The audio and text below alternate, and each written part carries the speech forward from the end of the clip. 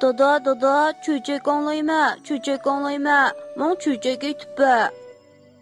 Boludu balam, boludu.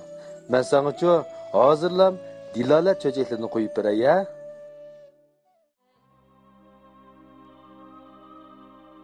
Assalomu alaykum. Dilala cho'chaklarni yoqtirib anglab kelayotgan o'moqlarim, kechlikinglar xayrli bo'lsin. Bugun Dilala hadam bizga qandoq cho'chak aytib buyuradigandu deb qiziqyapsizlar-ku deyman. Undaqda men aytib qanmaydigan, sizlar anglab qanmaydigan, yana shu Uyg'ur xalq cho'chaklarimizdan O'rgilvoy bilan Cho'rgilvoy degan cho'chakni aytib beray-a. Cho'chak O'rgilvoy bilan Cho'rgilvoy. Burunqi zamonda shahardan bir gulik yiroqlikdagi cho'ng yo'l bo'yidagi bir o'tangda bir juft xotin yashaydi ekan. Erning ismi O'rgilvoy, ayolning ismi Do'xmishxon ekan. Ular o'g'ri ekan. Ularda adım ras bir oltin legan bo'lib, yo'lda o'tgan yo'lovchi va karvonlarga ashu leganda osh qo'yish orqali o'zining taqvodor oliy janob kishilardan ekanligini bildirib, ularni bexudlashtirib, kechsi mol-mulklarni o'g'irlaydi ekan. Kunlarning o'tish bilan bu yerda karvon va yo'lovchilar qo'nmaydigan bo'lib qopti. Buningdan qayg'urgan o'g'irlar yo'l to'pisiga chiqib, o'tgan kashkanlarni alohida hurmat bilan taklif qilsa-mu, kishilar qo'nishga unamabdi. Kunlarning birida ular yo'l to'pisida karvonlarning yoki biror yo'lovchining kelishini kutib tursa, yiroqdan bir odamning qarshisi ko'rinibdi. Buni ko'rgan o'g'ri xotiniga darhol o'xshitib polo etishni buyuribdi. O'z kelayotgan mehmonga qarab turibdi.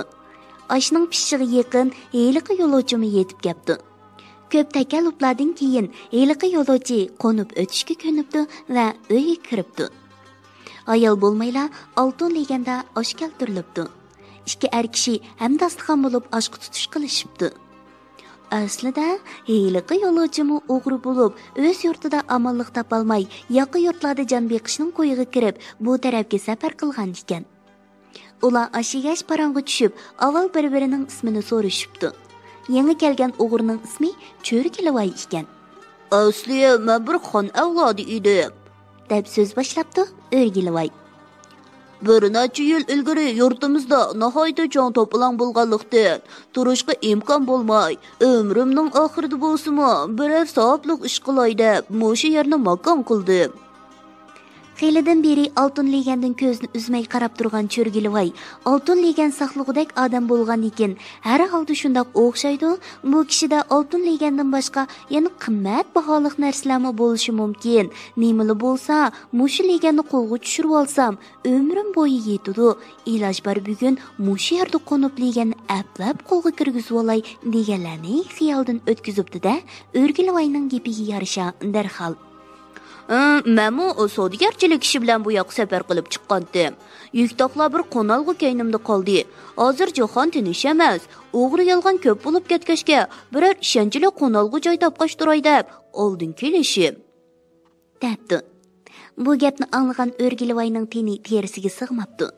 Chunki u Cho'rgilvoyni bugun kecha uyda qo'ndirib, xurjindagi narsalardan elib olmoqchi bo'libdi. Cho'rgilvoyning niyati bo'lsa, oltin leganni qo'lga tushirish ekan.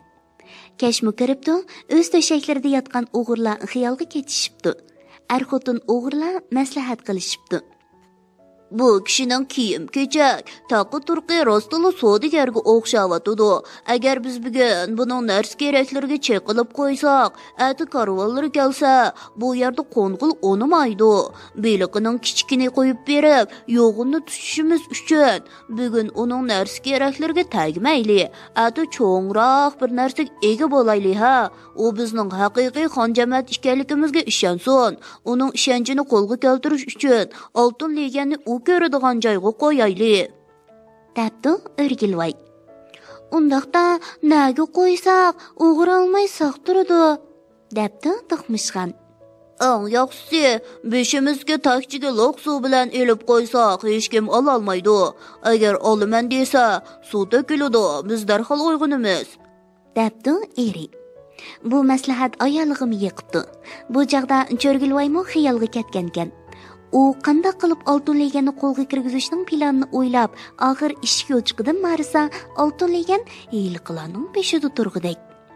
Saharga yaqin ular rosa shirin uyquga ketganda, putining uchida dastlab oston uyga kirib, leganga qo'l uzatgan ekan, chimaltiki suvga chilishibdi. Cho'rgilvoy nihoyatda tasda takchiga eslib turib, leganiga suvni temim qo'ymay ichibdi-da, leganni elib sirtqa chiqqandan keyin shal etizning bo'yiga kapdi. Leganning o'rinchilik yerdagi shalni yo'lib etib, leganni shu yerga yoshiribdi. Shalni yana joyiga tikib qo'yib, darhol qaytib kelib, o'rnida yetib olibdi. Kechidan beri leganning vasvaschiligida necha qitim o'ndarab qo'pib ketgan O'rgilvoy cho'chib uyg'onib qarasa, legan yo'q turarmish. U duqqanligidan nima qilarini bilmay do'qmishganni uyg'otibdi. Ular birdan bir-biriga topi tani qilishgan bo'lsa-mu, lekin Cho'rgilvoyning joyida yotganligini ko'rib, darhol leganni izlab tepish uchun sirtqa chiqibdi. Bu kunlarda havo nihoyatda ochiq bo'lib, sustak oydinda hamma narsani ko'rgili bo'ladi ekan. Izlab sirtqa chiqqan er-xotin ay yo'rqida Cho'rgilvoyning chig'ir yo'l bilan udul shalliq tarafga mangan izni ko'ribdi-da, shu yanga yo'l olibdi. Shalliqning tuyiga kelganda Cho'rgilvoy izni yo'qotibdi. Xafa bo'lgan O'rgilvoy zo'ngsib o'ltirib atrofga sinchilab qarasa, shallog'i tushgan shabnam kumush monchoqdek yaltirab ko'rinishga boshlabdi. Lekin yiqili yerdagi leganchilik yerning shalmayslarida shabnam yaltirmabdi. O'rgilvoy darhol shu yerdan gumon qilib yaqin borsa, degandek yengila tikilgan shalmayslarning tegidagi loyga oltin legan pataruqliq turg'idek. Buni ko'rgan er-xotin o'g'ri leganni elib, o'rnini aslidagidek tuzab qo'yib, xo'shal holda uyga qaytishibdi. Tong etibdi. Ular bilindirmay o'z ishlari bilan mashg'ul bo'lishibdi. Cho'rgilvoy karvonlarning kelishini kutib, sirtni oylangan kishi qiyapti-da, pat-pat eliqi leganni yo'shirgan joyga berib, legan bormi, yo'qmi deb yiroqdan qaraydi ekan. Kashmi ko'ribdi. Cho'rgilvoyning karvonlari yetib kelolmagachga, molning qasdida turgan O'rgilvoy sodiganni qo'ndirib qolmoqchi bo'lib, kashda yana o'g'ishdi, polo etib, eliqi leganga usub mehmonga elib kelibdi. Bu qitim oshning yana oltin leganni keltirilganligini ko'rgan Cho'rgilvoy bunimi aplab qo'lga keltirishning niyatida bugun bu yana qo'nib qolmoqchi bo'libdi. Cho'rgilvoy uxlab qolganda O'rgilvoy bilan do'qmishgan maslahatga tushibdi. Bu kishi sodigar emas, tug'ma ham usta o'g'ir ekan, debdi O'rgilvoy. Qirib, maqdurimdan ketay deyotganimda, buning kelgunimi obdan bo'ldi. Bugun kecha yana bir qitim sinab ko'rib, agar sinoqdan o'tsa, mushu yerda qoldirib ovqatga solaylik-ku. Undaq bo'lsa, debdi To'qmishqan. U kishini nihoyatda inchki bir ishda sinab boqayli. Sizningcha qandoq qilsak bo'lar? Meningcha bo'lganda, u bugun yana oltin leganning qarsida bo'lishi mumkin. Biz leganni tegimizga bostirib yotayli. Leganni elish u yoqda tursin, yoshirgan yerni tepib, bizga shapi berib qo'ysimi nihoyatda cho'ng ish qilgan bo'ladi, debdi To'qmishqan. Bu maslahat O'rgilvoyga yiqibdi. Bularning oltin leganni tegiga bostirib yotganini Cho'rgilvoy ko'rib qopti. U ko'nglida: "Monimi olsam, oltin legan 2 bo'ladi. Qanday hajlasam, umrim bo'yi yetib oshidi. Aplab bunimi qo'lga kirgizay deb o'ylab, kechijan kirib qaqmabdi. Oxir saharga yaqin bir chora o'ylab tepibdi. U qiyib yalang'och bo'lib, er-xotin yotgan to'shakning oyig'i tarafga kelibdi-da, har ikkaylarning putini va u yer bu yerlarini nihoyat ustalik bilan silab, ost-ostdan ikkaylarning orsiga qistilib kiribdi. Uyquliqda yotgan O'rgilvoy ayolim uyqusini qochirish uchun putimni silayotgan bo'lishi mumkin deb o'ylab, ko'zini ochmay yetaveribdi. Ayolimi erim oltin leganni saqlayman deb, uxlamay uyqusini qochirish uchun mening putimni silayotgan bo'lishi mumkin deb o'ylab, ko'zini ochmay uxlayveribdi. Cho'rgilvoy ming taslikda ishkaylarning orsiga qistilib kirib, do'qmishqanni asta bir tarafga qistab chiqarib, ko'rpining tegidan leganni opdi-da, ondan yana uning u yeniga o'tib, bu tarafga qistab, erining beqiniga akilib qo'yibdi. Do'qmishqan ko'nglida eridan yomonlab, ajabmi shu yotmidi debdi-yu, uyquliqdan ko'zini ocholmabdi.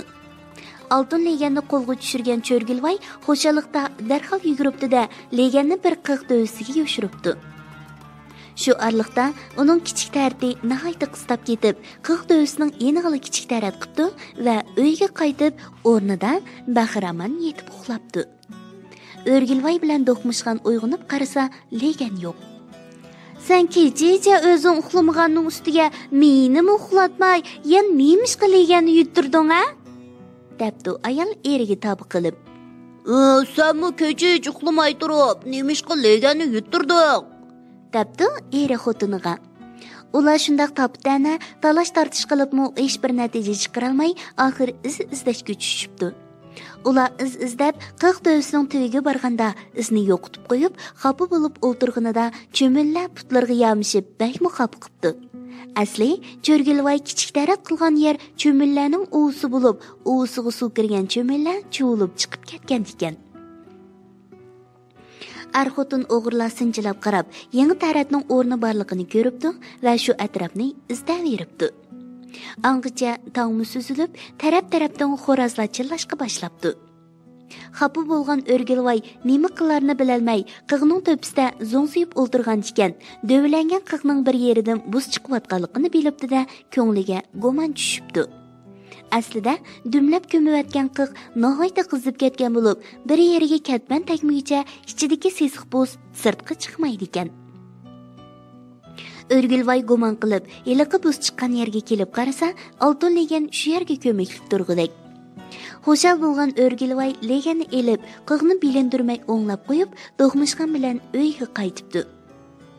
Tong etibdi. Har ishga o'g'ri bilindirmay ishlarni qilish veribdi. Kashkirishga yaqin yana polo etilib, yana yilqi leganga usub mehmonning oldiga keltirilibdi. Cho'rgilvoy qarasa, yana bir oltin leganda osh keltirilayotgudek. Ko'nglida bunimi olsam ish bo'ladi ekan, o'zimni emas, bola chaqalarimning butun umriga haj bo'ladi ekan, ushlaganni 3 takchiga tizib qo'ysimi, uyga zinnat berganning sirtida butun xalq mening boyligimga hayron qolmay tura olmaydi. Bu hajab yiliq ikkisiga qo'yib qo'ygandek o'xshaydi-ki-na. Bir ustining qo'lidan chiqqanmidi ya deganlarni xiyoldan o'tkazib, ixtiyorsiz leganga engishib qaragan ekan, Cho'rgilvoyning ko'nglidagini darhol bilib bo'lgan O'rgilvoy.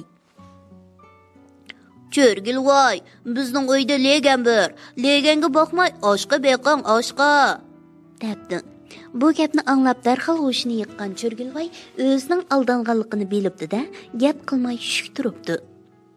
3 kundan beri sizni obdan sinab boqdik. Qo'lingizdan xeyli ish keladi ekan-jimi, birga ovqat qilayli, debdi O'rgilvoy. Bu maslahat Cho'rgilvoyga xo'p gapdi. Shuning bilan ular birlashib o'g'irlik qilishga boshlagan bo'lsa-mu, lekin bu o'tangda savdo karvonlarining qo'nmasligi sababli ularning ish ovqatlari kundan kunga yurishmagili turibdi. Birar o'ringa o'g'irlikqa kiray desa, O'rgilvoy qirib qolgan bo'lg'ashqa mador yetmaydi ekan.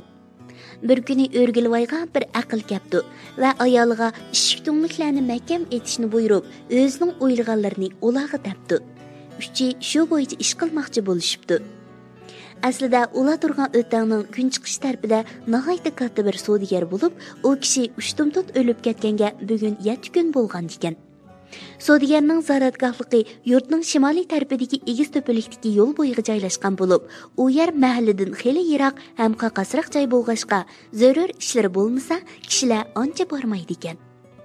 O'rgilvoy bilan Cho'rgilvoy kechilab zaratgohlikka beribdi-da, savdogarning qabrisining yenidagi sham gurning ichidan savdogar yotgan qabriga qarab bir lahma ko'lab, Cho'rgilvoy savdogarning go'rida o'ltiribdi.